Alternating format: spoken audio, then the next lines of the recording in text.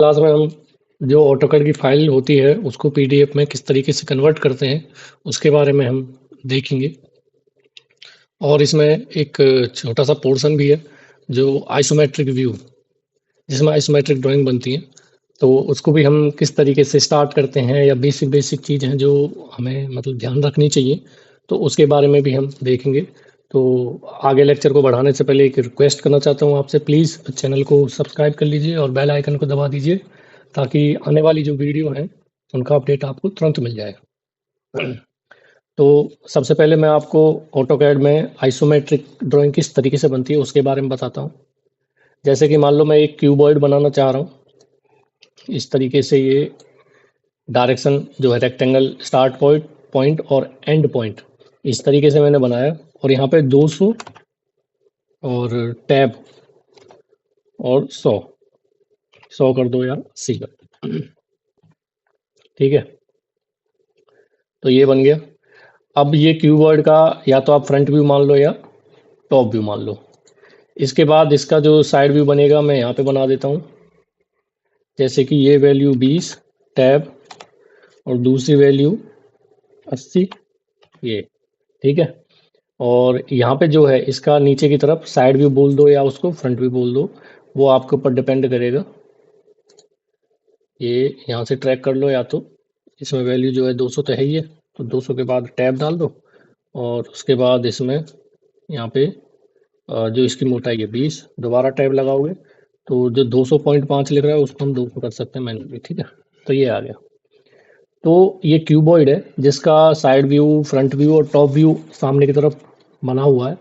अगर हम इसमें लिखना चाहते हैं तो हम लिख सकते हैं, जैसे कि टेक्स्ट कमांड पे क्लिक किया और इसके अंदर इस तरीके से मैंने विंडो बना दी। एक विंडो बनाने के बाद ये टेक्स्ट मोड एक्टिवेट हो जाएगा।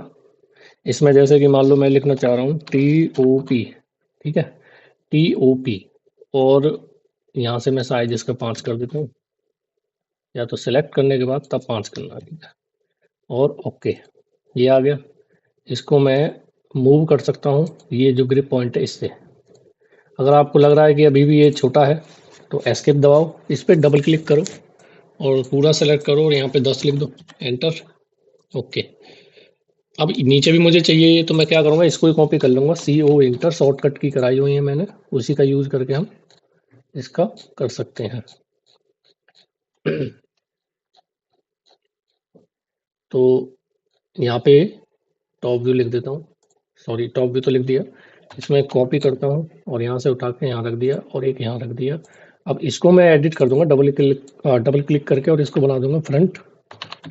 ठीक है, ओके, और इसको मैं बना देता हूँ साइड, साइड इस तरीके से। ठीक है, लेकिन अब ये तो ऑर्थोग्राफिक प्रोजेक्शन के हिसाब से मैंने बना दिया top view, front view, side view, लेकिन अब मुझे आइसोमेट्रिक व्यू में अगर एक बार में ही ड्राइंग बनानी है जिससे सामने वाले को पता चल जाए कि ड्राइंग मतलब जो ये व्यू दे रखे हैं एक्चुअल में लगेगी कैसे, जो वैल्यू जो ऑब्जेक्ट है। ठीक है, तो उससे पहले मैं आइसोमेट्रिक व्यू एक्टिवेट करूंगा, जैसे कि DS इंटर करा, DS इंटर करने के बाद स्नैप एंड ग्रेनेड ओपन होंगी और यहाँ पे आइसोमेट्रिक व्यू पे क्लिक कर दोगे, ओके कर दोगे, तो आइसोमेट्रिक जो है एक्टिवेट हो जाएगा इसमें। और इसमें जो दे रखा है यहाँ पे रेड कलर जो है हॉरिजेंटल डायरेक्शन के लिए है, और ग्रीन कलर है वो है वर्टिकल डायरेक्शन के लिए। हम F5 से इसकी जो है, अब ये आप या तो फ्रंट व्यू बोल दो या साइड व्यू बोल दो इसको। अब मैं इस पे F5 दबाता हूँ, देखना डायरेक्शन चेंज हो जाएगी। अब ये टॉप व्यू बन गया, दोबारा दबाऊंगा, ये फ्रंट व्यू आ गया, साइड, टॉप, फ्रंट इस तरीके से। तो अब मैं क्या करता हूँ, एक लाइन लेता हूँ, यहाँ पे क्लिक करा, और आइसोमेट्रिक व्यू जब एक्टिवेट रहेगी तो एक बात का ध्यान रखना कि इसमें ऑर्थो मोड जो है वो हमेशा ऑन रहना चाहिए। ठीक है भाई, अब मैं ये जो 200 लेंथ है वो बनाता हूँ, इसमें 200 एंटर और F5 और इधर 80 और F5 और ये 200 और ये इधर, या तो इस पर क्लिक कर दो या वैल्यू दे दो। अब हमारे पास दो ऑप्शन है, या तो मैं लाइन ड्रॉ करूँ यहाँ पे भी F5 नीचे की तरफ 20 mm की, और यहाँ पे भी क्लिक करके नीचे की तरफ लाइन ड्रॉ करूँ, फिर उनको मिलाऊँ आपस में। या मैं एक दूसरा ऑप्शन यूज़ कर सकता हूँ कॉपी का। ठीक है, शॉर्टकट की का भी यूज़ कर सकते हैं। कॉपी पे क्लिक किया, पूरा सेलेक्ट कर लिया आपने, ये पूरा सेलेक्ट कर लिया, और ये इंटर, यहाँ से उठाया और नीचे की तरफ कितना कॉपी करना है 20, ये आ गया एस्केप। अब हम इसको मिला देंगे,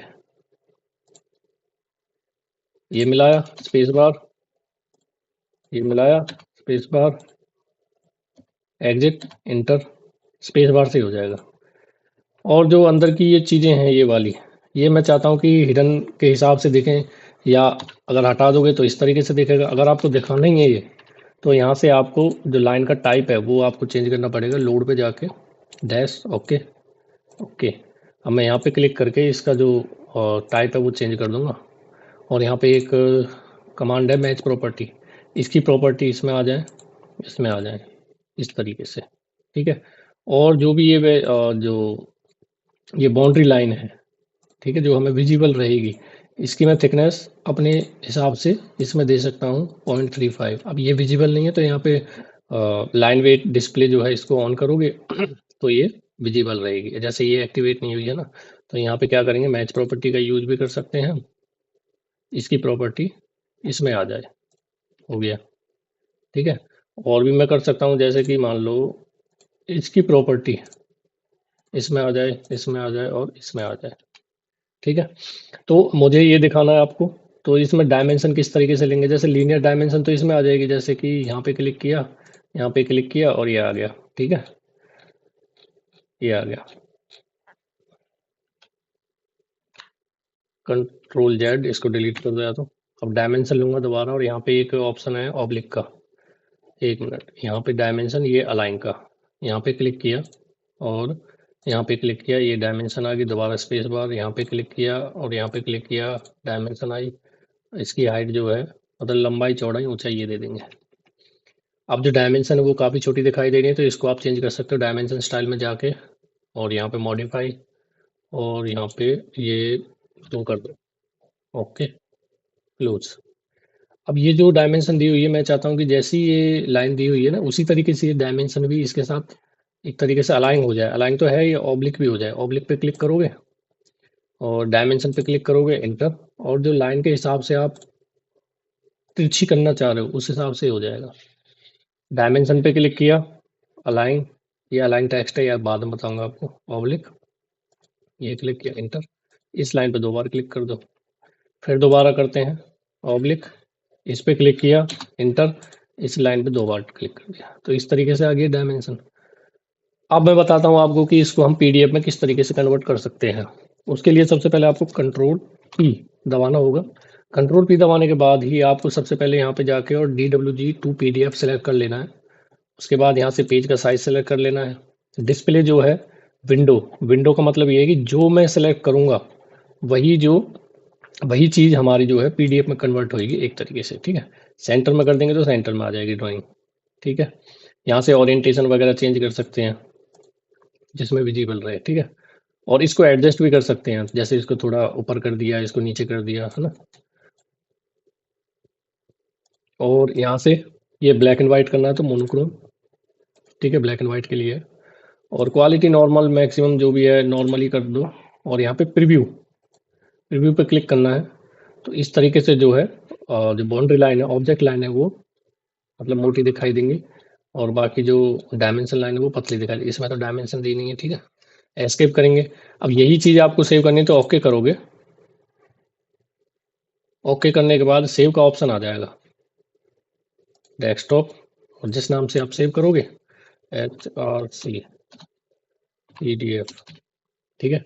इस तरीके से आप सेव कर सकते हो डेस्कटॉप पे, ओके, ये सेव हो गया, ठीक है। ये ओपन का ऑप्शन मांग रहा है। तो इस तरीके से आप जो है जो भी ड्राइंग है आइसोमेट्रिक की वो बना सकते हैं और इजीली पीडीएफ में कन्वर्ट कर सकते हैं। स्टेप यही रहेगा। और बाकी इसमें एक प्रैक्टिस के लिए भी मैं करूँगा इसमें कि किस तरीके से आप प्रैक्टिस कर सकते हैं।